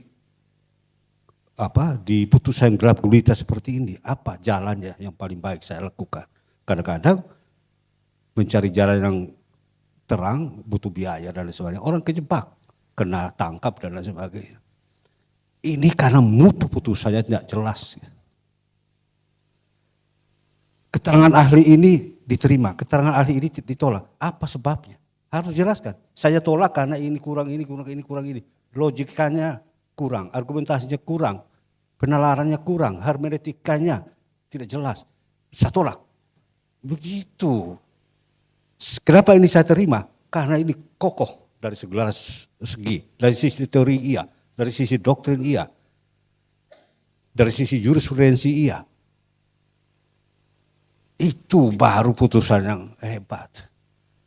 Maka ke depan kita arahkan, ya saya harapkan Pak Suban juga kalau nanti rapat-rapat tolong deh di undang-undang peradilan diharuskan pada hakim untuk membuat residendi yang imbang. Kenapa tolak bukti ini? Kenapa bukti ini diterima? Kenapa keterangan ini ditolak? Kenapa keterangan B diterima? Kenapa keterangan ahli A diterima? Kenapa keterangan ahli B ditolak? Lalu tarik kesimpulan. Itu orang tidak perlu cari masalah. Dengan baca itu sudah tahu, oh, memang saya salah. Memang klien saya salah. Tidak perlu lagi cari jalan lain. Apalagi coba-coba. Coba-coba kadang-kadang ada biaya. Ada biaya, ada jalurnya. Ditangkap, selesai. Kita yang ingin mencari kejelasan justru menjadi korban. Jadi yang harus dibenahi sebenarnya itu, Ibu. Hakimnya. Boleh dakwaannya amburadul, hakim bisa baca, oh ini tidak jelas, sudah. Saya tidak melihat pembuktian yang clear. Selesai, tolak. Kenapa tidak? Untuk pembelajaran, agar berpikir sistematis. Harus ada pertimbangan yang imbang, jangan main ini diterima tanpa alasan, ini ditolak tanpa alasan. Wah ini kayak berjalan di lorong gelap, kita tidak tahu. Apa? Lalu hukumannya kok 2 tahun? Reasoningnya apa? Hukumannya kok 3 tahun? Reasoningnya apa? Harus ada reasoningnya. Gitu. Mungkin juga di dalam ratio legis ya, raison d'être dari sebuah aturan. Kenapa untuk tindak pidana ini hukumannya begini, maksimalnya begini? Nilai apa yang dipertahankan di situ sehingga dia harus tinggi, sehingga dia harus rendah dan sebagainya harus. Pembuat undang-undang pun punya kewajiban supaya orang ngerti membaca aturan. Oh, mengapa 4 tahun? Oh, karena nilai ini tinggi. Mengapa 2 tahun? Karena nilainya rendah. Jadi ada penjelasan gitu, jangan hanya cukup jelas. Kita dibodohi oleh hukum kita sendiri. Saya kira itu. Oke, baik, terima kasih Pak Bernard. Langsung ke Pak Patra ini, terkait dengan banyaknya penyimpangan yang terjadi, kira-kira apa yang harus dilakukan oleh advokat, Pak Patra, silakan. Jadi Bu Eva ya, itu sama mungkin kedudukan kita ini sama Bu. Belum pernah aja Bu. Kenapa? Karena gini, ya saya mau bilang nih. Ini kadang katanya orang ya yang ngomong ini Abraham Lincoln, Bang Aban. Tapi ternyata yang ngomong itu seorang lawyer orator Amerika Serikat namanya Robert G. Ingersoll. Apa dia bilang? Dalam satu kesempatan dia bilang, "Nearly all men can stand adversity. But if you want to test a man character, give him power," katanya. Makanya kalau mau kagum, saya kagum sama senior saya Pak Aban ini. Pernah jadi ketua Bawaslu Jawa Tengah, pernah jadi ketua Bawaslu RI, sekarang ketua ya bidang pengawasan atau investigasi di Komisi Yudisial. Tapi orangnya slow, santai, asik ya kan. Gitu loh. Maka pertanyaan Ibu, apa yang harus dilakukan? Lebih banyak lagi bawa masyarakat. Kalau belum viral, lebih diviralin lagi. Ya. Gandeng lagi Komisi 3. Begitu. Karena saya pengalaman LBH 15 tahun Bu. Dia ngomong ke kantor, "Bang, saya udah melakukan sesuatu nih. Udah melakukan semua. Saya udah upaya." Ya kan? Kapan kirim surat terakhir? 6 bulan yang lalu, kirim lagi suratnya. Bila perlu seminggu sekali. Belum ada jawaban, kirim lagi. Antar pakai 50 orang ke Mabes. Gitu caranya. Kaye gak dengar, demo ke Kaye. Gitu caranya. Gak dibela sama komite DPC orang miskin ya kan. Demoin DPC Pradi SI Semarang. Kenapa katanya ada komite pembelaan bantuan hukum, kok nggak bela kami orang miskin? Gitulah. Emang kita yang mikirin apa misalnya orang mau gerak kalau nggak di ini. Maka sekali lagi kalau mau tahu karakter orang Bu, kasih dia kekuasaan. Kalau beliau udah lulus, masih asik, masih enak, Masih lurus pikirannya beliau. Ya, di Indonesia ini nggak ada kata Profesor Hadi kemarin. Hadi Suban, Dekan Erlangga, nggak ada yang abadi Bu. Apa kata Profesor Hadi Suban yang abadi? MBG katanya. Ya, coba. Jadi kalau ditanya apa yang harus dilakukan, lakukan aja yang ibu bisa lah. Ya, ngomong-ngomong. Ya, apa ya kan? Tapi saya kenapa kagum sama Pak Abad, senior-senior kita. Saya kagum sama Bang Buyu.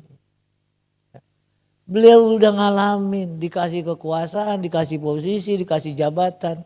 Tetap slow, santai. Gitu loh maksudnya Bu Erna. Bukan saya jelek-jelekin apa orang, enggak. Mungkin saya juga belum tentu bisa. Ya kan, misalnya saya jadi ketua investasi hakim. Ya kan. Tapi kalau saya jadi hakim agung, saya udah punya cita-cita ibu bapak. Kalau suatu saat Tuhan izinkan saya jadi hakim agung, suatu saat nih, ya nggak ada cerita yang miskin-miskin gua turunin semua hukumannya apa. Apalagi ya kan, itu banyak orang takut pasti. Ya kan, rata bisa nanti. Nah jadi apa yang saya mau bilang adalah ya, dengan seminar ini ibu tukar pikiran, dengan DPC mengumpulkan kita, itu sudah upaya itu. Ya ini ada masalah. Sekarang hukum tumpulnya udah nggak ada. Pisaunya ini udah bukan pisau dapur lagi hukum di Indonesia. Ya tapi udah katana. Ya. Pedang pendek Jepang, tajam ke atas, tajam ke bawah. Masalahnya milih-milih. Ya kan? Kalau bukan yang dekat, mana? Nggak dekat, gitu loh. Nggak usah pakai nunjuk, nanti salah. Pakai gini aja nih. Ya kan? Jadi ini masalah kita. Tapi selalu saya bilang sejak dulu itu, ya, cuman dua yang kita punya butuh sekarang. Apa hope? Orang kalau udah putus harapan, ngapain kita hidup? Saya berkeyakinan satu saat ada generasi para advokat yang hebat-hebat nanti suatu saat. Ada nanti para pemimpin-pemimpin kita yang mantap paten. Itu aja. Kalau belum, ya udah. Belum sekarang gitu loh. Nah terakhir saya kasih penutup sebagai contoh. Anak saya udah advokat. Pradi SI juga. Lulus UGM, IUP. Satu saat disuruh kantornya ngambil salinan putusan di Pengadilan Negeri Jakarta Pusat. Dimintain duit Pak Aban. Sekarang saya tanya sama ibu bapak. Ada yang gak ngasih duit kalau ngambil salinan putusan? Tunjuk tangan. Gak berani lu. 300, 400. Betul gak? Ya. Tapi karena anak saya ngelihat diskusi segala macam. Ngadu lapor sama saya. Ya saya dimintain duit. Ngambil salinan putusan Pak Bernard. Terus aku gak kasih. Dapat nggak? Enggak katanya. Terus gimana? Aku nggak mau jadi lawyer sini. Lah, kalau nggak mau jadi lawyer sini gimana? Aku mau jadi lawyer aja di Australia. Paten nggak? Ambil dia sekarang juris doktor. Apakah semua orang punya privilege begitu? Apakah kita mau integritas kita bisa makan? Tanya ibu bapak sendirilah. Sekarang naik terus sekolah Pak. Ya kan? Udah pinter ibu bapak di Semarang anak-anaknya, ponakannya. Belum tentu bisa kuliah. Naik terus. Benar gak? Jadi Bu Erna sekali lagi ini saya senang ngomong begini. Kenapa? Supaya nanti kalau saya mau melakukan sesuatu jadi malu. Ingat lu ngomong begitu Tra. Ya kan itu bentengnya Pak. Bu benar gak? Ngomong terus. Ya kan saya lihat. Waduh mati gitu ya kan. Kalau salah ini ya kan. Seneng banget banyak orang yang kan tepuk tangan. Si Batra ngoceh doang. Cocot doang. Bener gak? Bener gak? Iya kan? Gantung di Monas katanya. Jadi ibu bapak kenapa saya suka? Ya, apalagi mahasiswa. Lu mau acara seminar gue datang. Ya gak usah lu transport. Kalau di sini transport. Kaya-kaya orang ini. Kenapa? Lihat aja tadi sponsornya. Bener gak?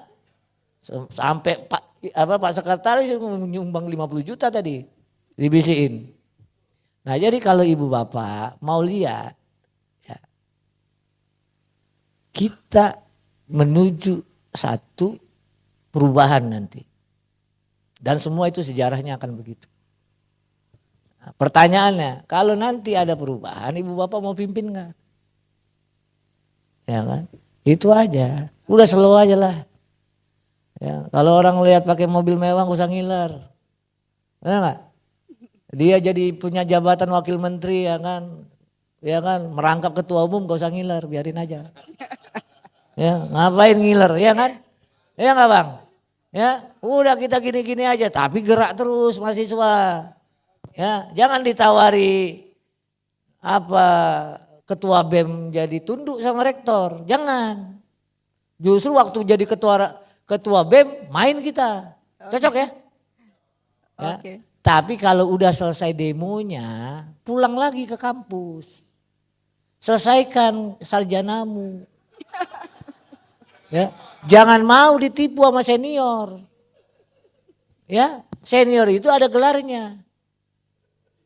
Ya, pokoknya waktunya masyarakat rakyat manggil, ya dolar 22.000, Semarang gerak. Tapi kalau udah selesai balik lagi ke kampus, apalagi yang masih dibiayai orang tua. Orang tuamu itu nunggu kamu jadi sarjana. Ya, nangis air matanya itu ngelihat kamu yudisium wisuda di ini. Apalagi yang kismin, pasti nangis orang tua lu. Tapi kalau masyarakat rakyat panggil demo kita, cocok?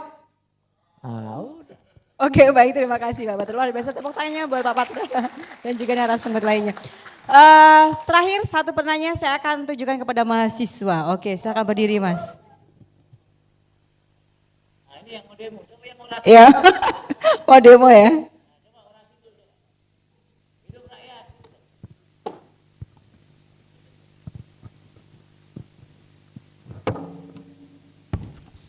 Baik, bismillahirrahmanirrahim. Assalamualaikum warahmatullahi wabarakatuh. Perkenalkan Bapak dan Ibu sekalian, saya Ilman Nurfatan dari Badan Eksekutif Mahasiswa Fakultas Hukum Universitas Diponegoro. Sebetulnya ada beberapa pertanyaan ketika Ilman, ya namanya Ilman. Beberapa pertanyaan ini berkaitan dengan tema yang ada pada hari ini. Bagaimana hukum ini diterapkan dan untuk siapa? Apakah faktualnya masih tumpul ke atas? Tapi mungkin tadi sudah disampaikan beberapa hal ya. Dan saya melihat dari beberapa mekanisme, terus dalam hukum acara pidana, ini berkaitan dengan mekanisme pra-peradilan. Di bulan Maret atau April ya, saya agak lupa 2025 lalu, saya itu sempat menyampaikan ke Pak Habibur Rahman, RDPU terkait dengan RKUHP, ini berkaitan dengan pra-peradilan. Karena berkaitan bagaimana penerapan hukum, maka kami dari BEM Fakultas Hukum pada saat itu memandang ada satu mekanisme yang tidak boleh luput, yaitu pra-peradilan. Bagaimana relasi kuasa antara negara dan warga negaranya itu bisa diminimalisir setidak-tidaknya melalui mekanisme pra-peradilan. Dari situ timbullah pernyataan dari kami bahwa setidak-tidaknya pra-peradilan ini harus ada dan harus dirubah. Ini selaras dengan RKUHP 2012 kalau tidak salah, itu hadir gagasan hakim komisaris yang sifatnya aktif. Dan kami memandang bahwa pra-peradilan ini seharusnya harus dirubah menjadi sifatnya lebih aktif karena tadi ada relasi kuasa antara negara dan warga negara, dan kemudian itu yang menjadi gagasan kami untuk menghadirkan pra-peradilan menjadi aktif karena tentu masyarakat pasti ada relasi kuasa dengan negaranya, dan itu yang memang menjadi fokus utama kami. Pertanyaannya di sini Pak, berkaitan dengan pra-peradilan, apakah proses pra-peradilan yang ada pada hari ini yang sudah disahkan pada Undang-Undang 20/2025 tentang hukum acara pidana kan masih sifatnya masih pasif? Apakah hal demikian ini masih relevan? Atau bahkan semestinya pra-peradilan ini harus dirubah menjadi aktif? Karena pada saat itu saat saya RDPU, terus terang saya di sini sampaikan saya agak kecewa dengan jawaban Pak Habibur Rahman pada saat itu karena jawabannya tidak menjawab hal-hal yang substansial. Hanya membahas terkait dengan bagaimana political will daripada fraksi-fraksi yang ada karena menolak pra-peradilan yang sifatnya aktif. Dan di situ saya dari Semarang jauh-jauh ke Jakarta tidak mendapatkan jawaban mengapa demikian pra-peradilan ini pada akhirnya ditetapkan pada sampai hari ini masih sifatnya masih pasif. Mungkin minta pencerahan dari Abang dan Mas dan Mbak sekalian berkaitan dengan bagaimana proses pra-peradilan yang harus diterapkan dalam hukum acara pidana. Terima kasih. Oke, baik, terima kasih Mas Ilham. Langsung saja akan dijawab oleh Pak Patra terlebih dahulu. Masih ada waktu 12 menit ya Pak ya. Bu Ilman ya, saya baca buku ini kagum sama mahasiswa sekarang. Banyak ngajukan permohonan uji materi, benar nggak? di MK, ya kan? Banyak pula yang dikabulkan. Argumennya paten-paten. Nah, habis dari sini kau tulis itu permohonan. Uji ke MK. Paten nggak? Nanti baru tahu nanti benar nggak kata MK itu melanggar konstitusi apa enggak. Jangan maunya kita. Menurut saya, menurut lu itu. Ya, jadi saya udah catat ini. Kalau nggak ada mahasiswa Undip yang ajukan permohonan di MK, kalah sama teman-teman nih. Ada mahasiswa Undip udah ajukan permohonan? Kebetulan terakhir sudah ya, saya sendiri terkait dengan permohonan undang-undang pilkada. Iya, pilkada. Ya, Nah, bikin lagi KUHP. siap. Gitu aja. Jadi jangan hilang di diskusi doang. Ya kan? Nah, saya mau lihat tuh, tonton tuh nanti di media tuh Ilman lagi ngajukan permohonan. Cocok? Ya. Udah gitu aja lah. Ditantang ya Mas Ilham ya. Oke, selanjutnya Pak Bernard, tanggapannya seperti apa? Iya, memang desain hukum acara pra peradilan itu masih antara tun, perdata dan pidana. Belum jelas sebenarnya posisinya. Apa yang diuji? Yang diuji kan sebenarnya penetapan tersangka administratif. Akhirnya larinya sebenarnya hukum acara tun. Nah, saya tidak tahu pintu untuk aktif mestinya tidak harus tun tidak boleh aktif, pidana yang harus aktif tidak juga. Menurut saya yang harus digali adalah begini. Pra peradilan itu kan soal keresmian, kedinasan, formal dan prosedur. Jadi uji formil namanya. Tetapi disederhanakan oleh aparat kita sebagai uji formalitas. Yang penting formalitas. Bukan itu, esensinya adalah uji formil. Karena uji formil, uji kedinasan, uji prosedur, uji syarat, maka semua itu sakral. Setitik apapun dilanggar, itu harus membatalkan seluruhnya. Harusnya begitu. Jadi syarat, katakanlah penggeledahan harus disaksikan oleh A, B, dan C. Dilanggar, itu sakral, itu hancur seluruhnya, harus dibatalkan. Itu harus ditegaskan begitu. Itu namanya uji formil.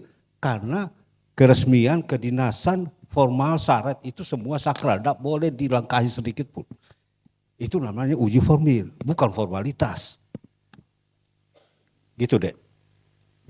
Jadi yang harus dipahami sebenarnya oleh aparat kita termasuk hakim bagi kita. Ini bukan uji formalitas, yang penting dua alat bukti. Nah kalau alat buktinya hasil rekayasa dan lain sebagainya, apa kita mau terima? Tidak boleh dong. Uji formil, ada prosedur terbitnya surat A, ada kedinasan terbitnya surat A, ada keresmian dari surat itu. Semua harus diuji. Di situlah uji formil, bukan formalitas. Hakim harus aktif menggali ini. Jangan disodorkan, oh ini sudah dua alat bukti selesai. Lah, alat bukti dari mana? Lu dapat dari mana? Gimana prosedurnya? Dan lain sebagainya, itu harus digali. Ya, saya kira itu. Oke, baik. Terakhir Pak Abhan mungkin bisa menambahkan Pak Abhan.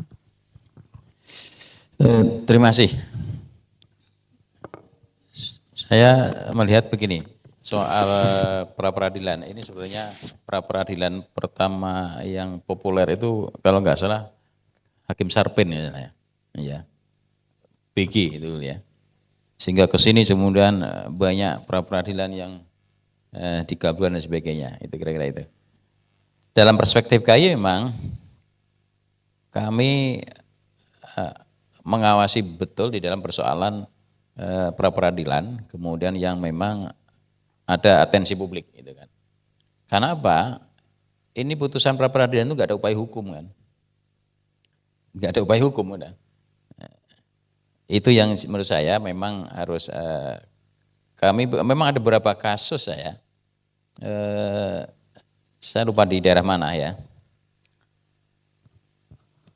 Kemudian kami beri sanksi, ada karena ada memang kesalahan perilakunya. Jadi batas antara teknik yudisial perilakunya tipis, tapi kami yakin ini ada kesalahan, sehingga kami beri sanksi. Sanksinya cukup signifikan kan waktu itu, signifikan.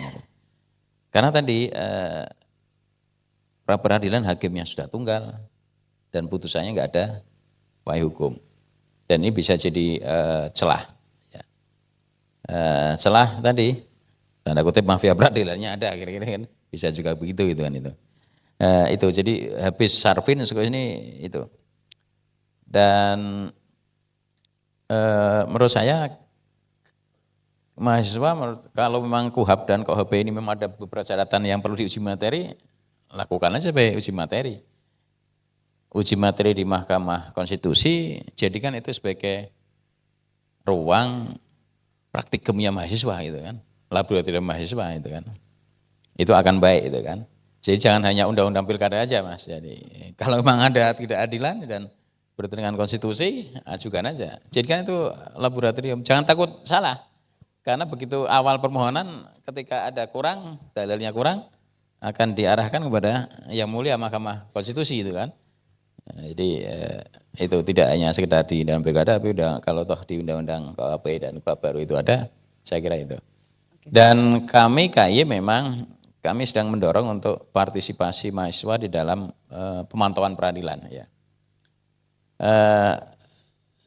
Kami sedang mendesain misalnya pemantauan peradilan itu jangan hanya pada satu tahapan aja. Pemeriksaan saksi menurut saya dari awal perkara sampai akhir, ya kan. Nanti laporannya bisa semacam kayak kalau tingkat S1 bisa di skripsi itu kan. Saya kira itu akan lebih bagus dan dikonversi menjadi satu berapa SKS dan sebagainya. Jadi mahasiswa tahu betul hukum acara, proses sidang dari awal sampai akhir gitu kan. Itu yang kami sedang gagas untuk MUU dengan teman-teman di perguruan tinggi, melibatkan mahasiswa di pemantauan peradilan. Karena kami menyadari keterbatasan sumber daya KY. Gitu kan. Ada sekitar 9.000 atau hampir 10.000 hakim ya. Sementara pengawasan kurang. Jawa Tengah ada 35 kabupaten kota. Setidaknya ada 70 peradilan minimal. Karena masing-masing kabupaten kota ada 2, peradilan agama sama peradilan umum. Bukan ini ya, peradilan agama itu ya juga banyak pengaduan-pengaduan juga itu. Apalagi peradilan agama sidangnya banyak tertutup kira-kira itu kan. Ya ada beberapa laporan-laporan ke kami di peradilan agama ada masalah juga itu kan.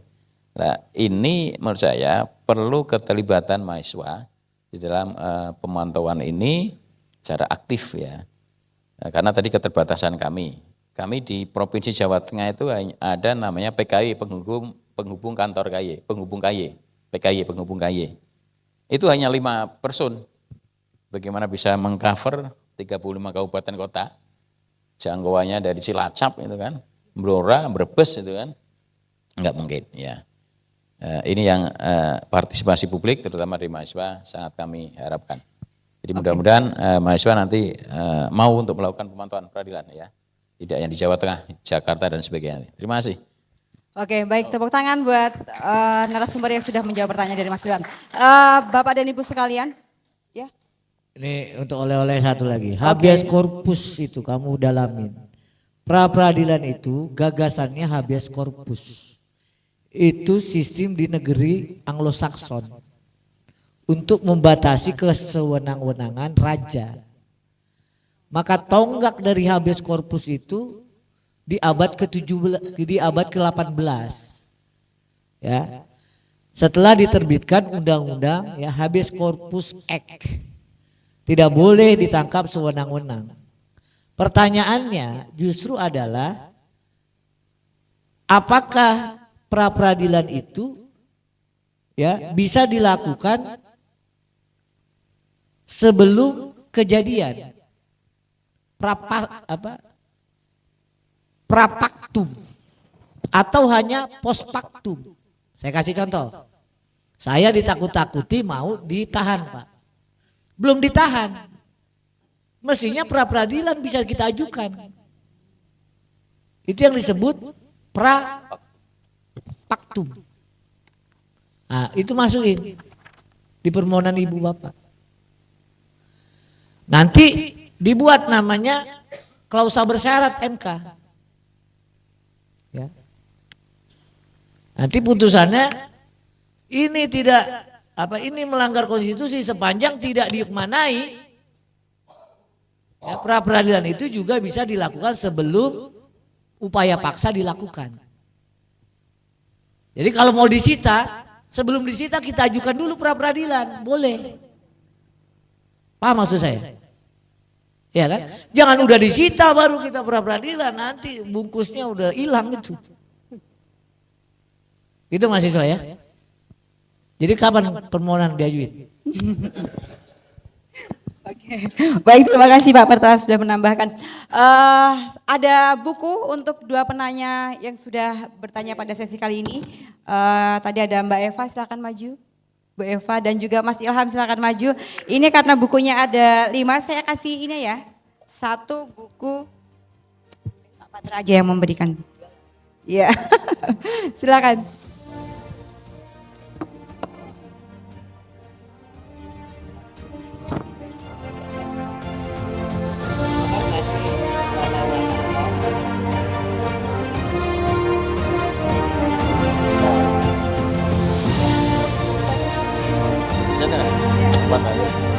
Abang Patra aja. Abang Patra.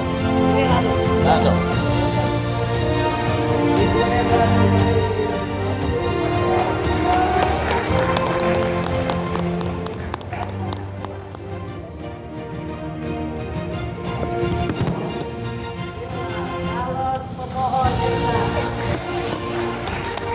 Oke, foto bersama sudah?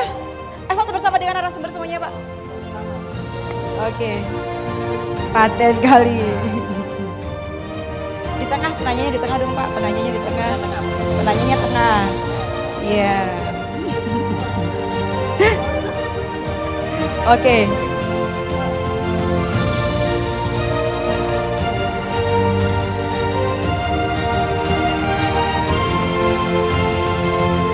Sudah? Oke, baik. Oh gini. Salam presisi. Oke, baik, terima kasih Mbak Eva dan juga Mas Ilham. Silahkan untuk kembali.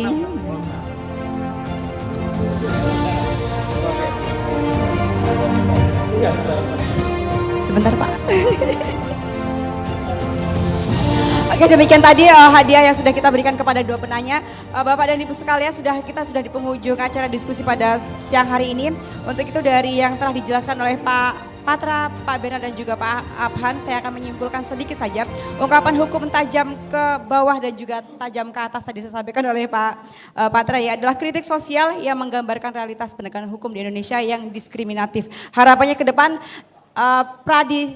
advokat Pradi Sai yang akan menjadi pelopor bagaimana advokat kedepannya menjadi profesional, berintegritas, hebat dan juga keren tentunya sehingga hukum atau kekacauan hukum yang ada di negeri ini bisa diminimalisasi. Demikian saya ucapkan terima kasih kepada ketiga narasumber kita yang sudah luar biasa memberikan ilmu yang banyak pada siang hari ini. Terima kasih kepada Pak Patra, Pak Bernard dan juga Pak Abhan. Silahkan kembali ke tempat dan saya juga Erna Firnia pamit undur diri. Terima kasih untuk kesempatannya dan sampai jumpa di acara talkshow selanjutnya. Sampai jumpa. Terima kasih ya Pak Bernard.